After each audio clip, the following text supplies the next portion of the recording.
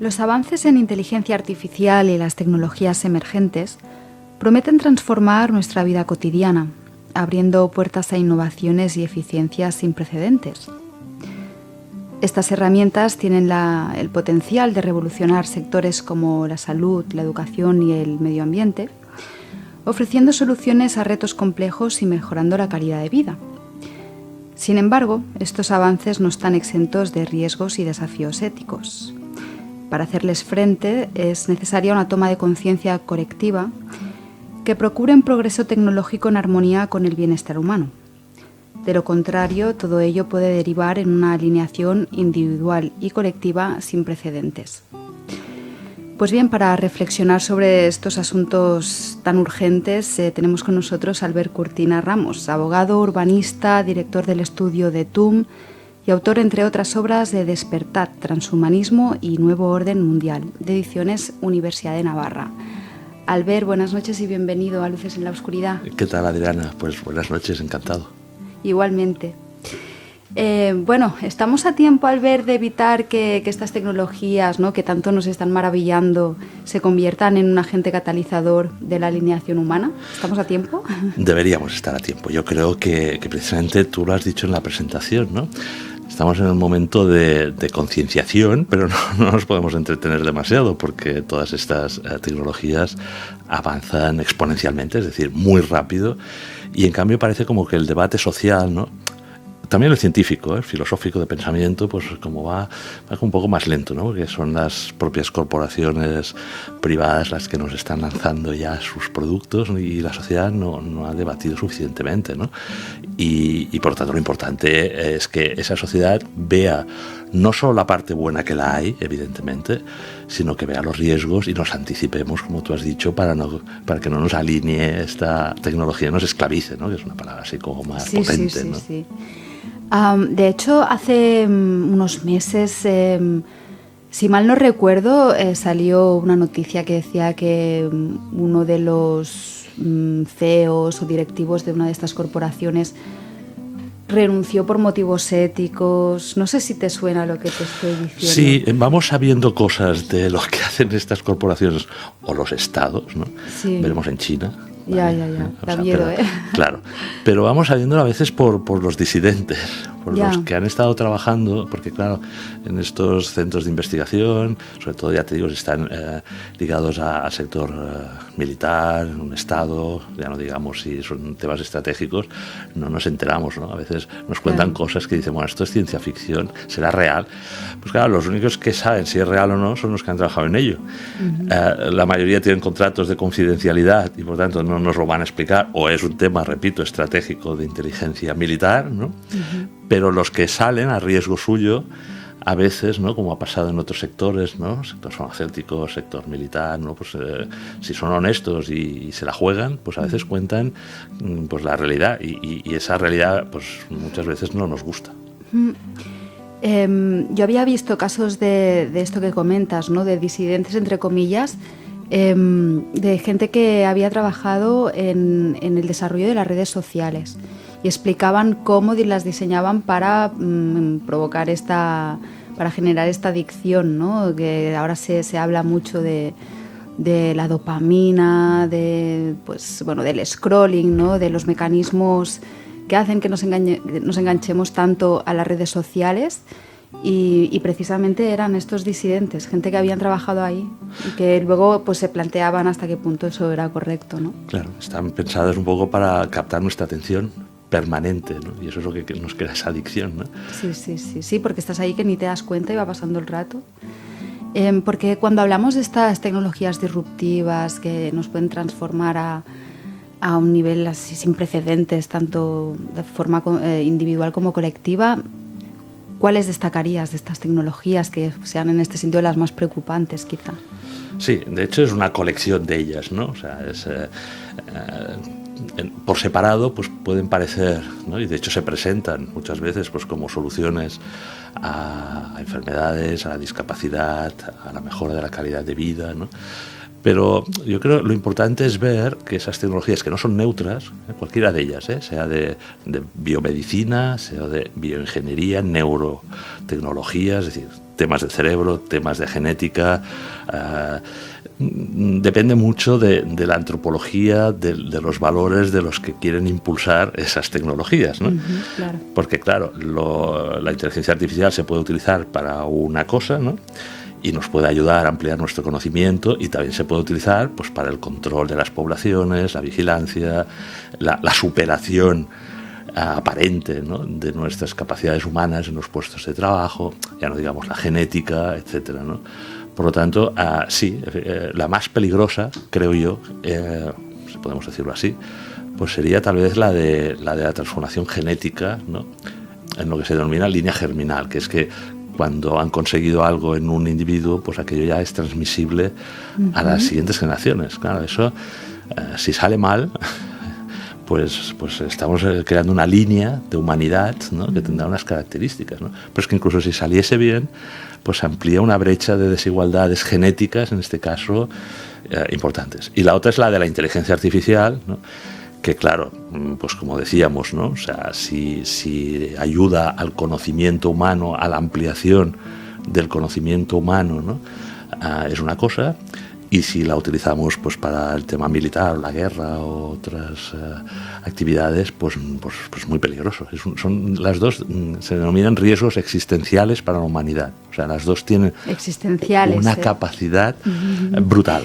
Sí. Sí, es como una pesadilla de ciencia ficción realmente. Hace un par de años, creo que fue, Netflix sacó un documental, creo que se llama, si mal no recuerdo, Selección Antinatural, que hablaba de la técnica esta de edición genética que se llama CRISPR-Cas9. Sí. Y cómo había democratizado de alguna manera la capacidad de hacer pues experimentos genéticos, y salían personas que tenían el bachillerato y que se habían montado un laboratorio en el garaje de su casa y estaban experimentando con genes bioluminiscentes de medusas y haciendo unas cosas de un poco Dr. Frankenstein, que era preocupante, ¿no? Y también generó bastante polémica. También hubo el tema de las niñas chinas, ¿no?, de estos bebés chinos que modificó. Sí. Hubo mucha polémica también con eso. Sí. Que las hizo inmunes al SIDA, si mal no recuerdo, también, ¿no? Aparentemente, sí. La primera parte, ¿no?, es verdad, es lo que se denomina la biología sintética o biología de garaje. Es decir, igual que se hizo en una época, ¿no?, con los temas de Internet, ¿no?, que si recordamos los grandes gurús de Internet, todos, después de tener ya su gran oligopolio, no vamos a decir nombres, ¿no?, pero ya nos los imaginamos todos, ¿no? Parece que todos eran chicos de Silicon Valley que habían estado en un garaje experimentando, ¿no?, con Internet, y después pues, bueno, han aparecido pues, grandes corporaciones tecnológicas. Pues lo mismo está sucediendo con el tema este que comentabas, ¿no?, de una cierta manipulación genética en manos ya no de grandes laboratorios, ¿no?, de universitarios o estatales, o incluso, como decíamos antes, militares, con todos sus riesgos y problemas, ¿no?, sino, claro, esa disolución en poblaciones no controladas, ¿no?, de aficionados, si me permites, ¿no? Sí, que sin ningún tipo de código ético de ese departamento de bioingeniería o lo que sea, ¿no?, pues experimentan y hacen cosas, ¿no? Entonces, claro, de momento pueden hacer cosas muy sencillitas, ¿no?, pero bueno, vete tú a saber, ¿no? Y lo de las chicas estas gemelas, pues sí, claro, el dilema aquí, primero que no sabemos, no sé ahora dónde está el médico este chino, o sea que en Occidente no se podía hacer, había una moratoria, él tampoco parece que en China estuviese permitido, pues lo hizo y desapareció. Aquí el tema es que esa técnica que puede ser buena, ¿no?, y que de hecho pues bien llevada y con los códigos éticos, ¿no?, pues es un avance, pues que de alguna manera se utilice, y siempre pensando en una función fragmentaria del ser humano y del cuerpo humano, ¿no? Y lo que hemos de ver es que tocas una cosa, y lo que se dan cuenta todos los que saben de verdad es que a lo mejor destruyes o modificas otras, ¿no? Claro. Entonces, esa prudencia es la que pretenden esos comités bioéticos, decir, bueno, muy bien, a lo mejor has conseguido esto, ¿no? Que no transmitan el virus del SIDA y tal, pero ¿y todo lo demás cómo lo has modificado? ¿No? Y de ahí la prudencia, incluso moratoria, en el sentido de parar ciertas investigaciones, aunque a lo mejor el fin parezca muy bueno, ¿no? Claro, porque Albert, ¿hasta qué punto la filosofía transhumanista está emparentada con una visión materialista de la realidad? Bueno, tú has lanzado la palabra transhumanista y no sé si nuestros oyentes pues ya saben de qué va, ¿no? Además también has dicho que es filosofía. Sí, empezó como una corriente filosófica futurista, si quieres utópica, ¿no? En la cual se decía, bueno, oye, si a través de las tecnologías, en personas sanas, esta es la diferencia, no en terapia, no en resolver problemas de discapacidad, etcétera, en personas sanas podemos mejorar, ampliar, extender capacidades físicas, ¿no? De fuerza, velocidad, cognitivas, la mente, memoria, hibridarnos con la inteligencia artificial, etcétera, ¿no? O sensoriales, ¿no? Tener otros sentidos que no los 5 que naturalmente tenemos. Eso no solo porque no, sino que tendremos un deber moral hacerlo y modificar, por tanto, a nuestros hijos o a nosotros mismos para tener esas nuevas capacidades que nos pueden llevar hasta el infinito, nos dicen ellos, ¿no? Sin límites, esa es la clave, sin límites. Y las cortapisas de creencias, sean religiosas, políticas, filosóficas, éticas, pues deberían quedar, dicen algunos de ellos, ¿no? Aparcadas, ¿no? ¿Por qué? Pues que no debemos tener fronteras. Nosotros vamos a conquistar a la naturaleza humana, biológica, y la vamos a hibridar con la tecnología y por tanto la vamos a potenciar y vamos a conseguir una nueva especie, incluso, ¿no? Los posthumanos, ¿verdad? Entonces, claro, efectivamente, estas técnicas beben de esa ideología. Yo ahora ya casi hablaría de una ideología en la cual la tecnología nos salvará de cualquier cosa, trascenderá nuestra naturaleza biológica hacia el cyborg. No sé, hay toda una serie de cosas ahí que podemos desarrollar si quieres, que es verdad, se enmarcan bajo el paraguas de la filosofía o la ideología del transhumanismo. Parece un poco que encarna el mito de Prometeo, ¿no? Totalmente. De hecho, hay una película. Totalmente. Sí, se llama Prometheus. Creo que forma parte de la saga Alien, ¿no? Fíjate que que tenemos un imaginario de todo este tema futurista, tecnológico, muy distópico, ¿no? O sea, casi siempre es muy distópico. Pero en cambio también tenemos una como una fascinación por el progreso tecnológico, ¿no? O sea, tenemos como una ambivalencia, ¿no? Por un lado tenemos el miedo y toda esa iconografía catastrofista, apocalíptica, ¿verdad? Y distópica, pero la otra, cuando nos aparece un cacharrito, un artefacto, una tecnología nueva y tal, nos fascina, ¿no? Yo creo que ese es tenemos que encontrar un equilibrio entre, bueno, no todo progreso tecnológico nos va a conducir hacia esa calidad de vida que tú comentabas, hacia el bien común, hacia algo mejor para la humanidad, para el planeta, para los seres vivos, ¿no? O sea, no todo progreso científico, ya lo hemos ido viendo, ¿no? A lo largo de las últimas décadas y tal, ¿no? Nos puede llevar a una guerra nuclear, nos puede llevar a unas situaciones de extinción, ¿no? Por lo tanto, tenemos que jugar nuestras cartas, pero las tenemos que jugar bien, con prudencia. La sociedad tiene que estar vigilante hacia esa comunidad científica, tecnológica, política, ¿no? Que son los que realmente pues, financian, impulsan proyectos, y para eso tenemos que conocer, saber, debatir, como haces en este programa, ¿no? Para ser conscientes y exigir esa prudencia, esa anticipación, esos límites, para no llegar a la distopía de las series estas que nos asustan y no queremos llegar ahí. Sí, estaba pensando que un gran poder conlleva una gran responsabilidad, ¿no? Tuvimos aquí hace años a Eudald Carbonell. Sí. Eudald Carbonell, para quien no lo sepa, es un paleontólogo que dirige los yacimientos, está en Atapuerca. Bueno, sí, bueno, es una eminencia. Es un gran... Y él tiene la visión, al menos cuando le entrevistamos hace un par de años, de que el futuro de la evolución humana sería sin lugar a dudas, ¿no? Que derivaría, el siguiente eslabón evolutivo derivaría en muchas subespecies en función de distintas hibridaciones de cyborgs, con la implementación de la tecnología en el organismo humano, ¿no? Y con la ingeniería genética. Y luego también aquí está el tema de dónde quedará lo humano si yo me cambio un brazo y me pongo un brazo cyborg y me voy cambiando toda yo y acabo siendo todo un cyborg. ¿Dónde reside la humanidad, ¿no? A ver, no voy a discutir a Eudald Carbonell porque efectivamente él tiene una mirada extensísima, ¿no?, de lo que es la evolución humana, y realmente es verdad, ha habido como etapas y saltos evolutivos, ¿no?, y por tanto hemos llegado hasta lo que somos hoy, ¿no? Homo sapiens sapiens, pero tenemos que ver lo que había antes, ¿no? Y efectivamente también convivieron, supongo, durante un tiempo esas distintas ramas de homínidos y bueno, y al final unas se extinguieron, a lo mejor porque las otras se adaptaron mejor o dominaron, ¿no?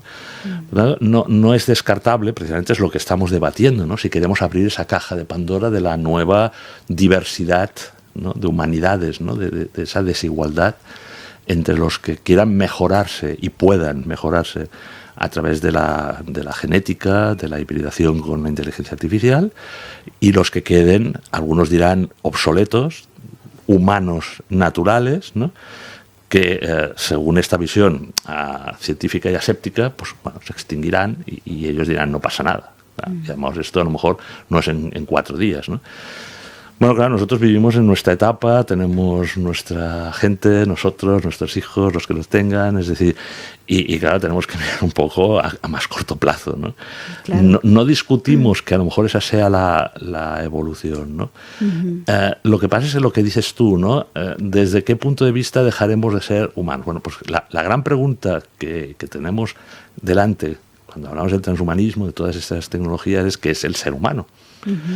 ¿Y de qué está compuesto? Porque claro, si solo es cuerpo, materia, bueno, pues vale, pues mira, me cambio un brazo, me lo pongo biónico, hasta donde si la mitad de las neuronas son artificiales, hibridadas con la inteligencia artificial, y la otra son biológicas, naturales, continúo siendo yo, ¿no?, como un ser individual, soy persona.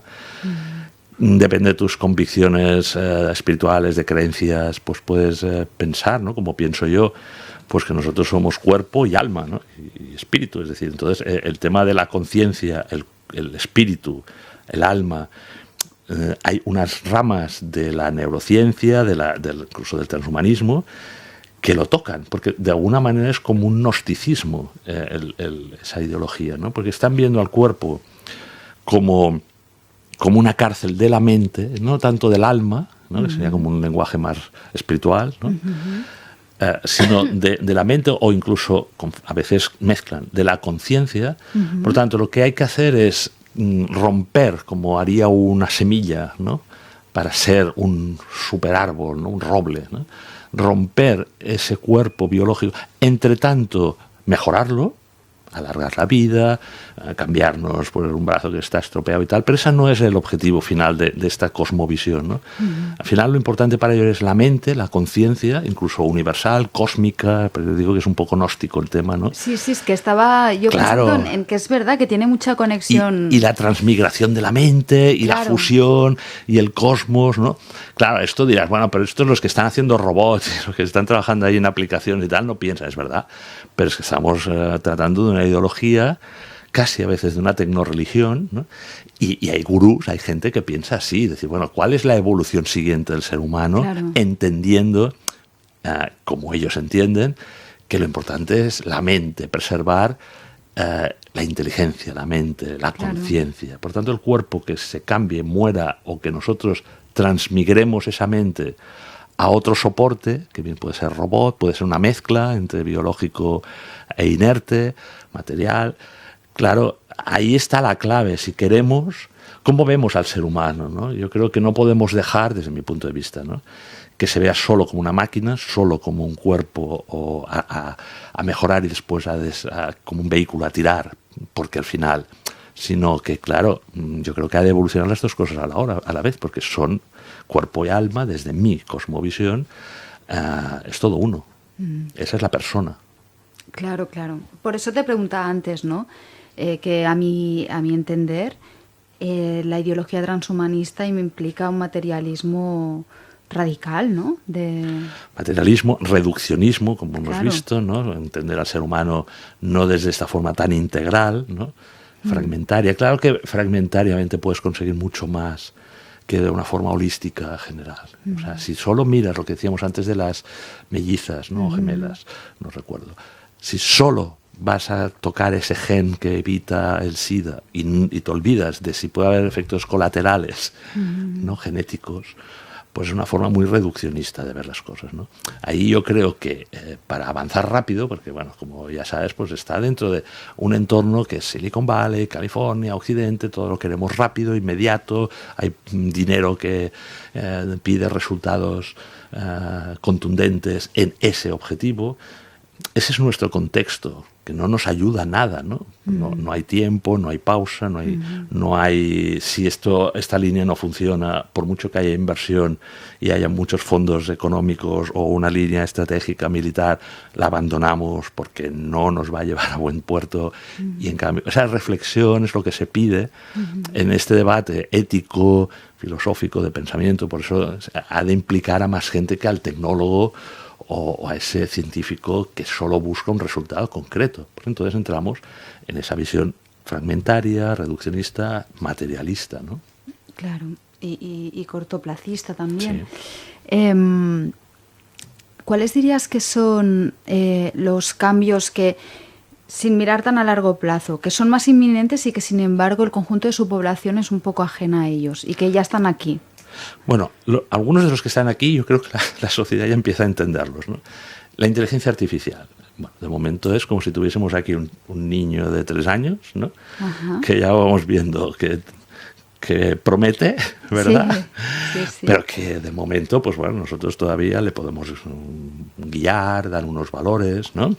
Podemos enseñarle una lengua u otra, ¿verdad? O sea, todavía está en ciernes, ¿no? Pero, hombre, empezamos a entender que cuando se haga adolescente y cuando se haga mayor, autónoma, ¿no?, esa inteligencia artificial, pues el dilema es pues un poco como lo que hacemos los humanos, ¿no? Si se va a emancipar de nosotros, si se va a rebelar. Este concepto de adolescencia e inteligencia artificial da mucho miedo, Albert. Todavía no hemos llegado, dicen los expertos, a la adolescencia de esa inteligencia artificial. De momento, además, fíjate que nosotros somos quienes ensayamos, jugamos, ¿no? O sea, nos lo venden como, ¡ay, qué divertido! Venga, va. En los colegios empieza a introducirse, ¿no? Corrígeme este poema que has hecho tú y a ver qué te dice el chat GPT, ¿no? Sí. O tal, ¿no? Hombre, que no me hagan la tesis doctoral esto, pero te puedes ayudar, ¿no? O sea, estamos entrando como de una forma inocente porque todavía esa inteligencia artificial es débil o inicial, pero empezamos ya a verlo, ¿no? En el campo de la genética, pues el tema es un dilema ético y moral muy complicado, ¿no? Porque, bueno, y el del chip por ejemplo, ahora que Neuralink, ¿no?, ha anunciado Elon Musk de implantación de un chip en el cerebro, ¿no? Claro, dices, bueno, esa modificación genética, ese chip implantado en el cerebro va a ayudar a personas pues que han tenido el ELA, ¿no?, enfermedad del ELA, un infarto, han perdido movilidad, y entonces va a restablecer una serie de funciones, ¿verdad?, que modificando este gen o introduciendo este chip o no sé qué, las va a restaurar, las va a recomponer.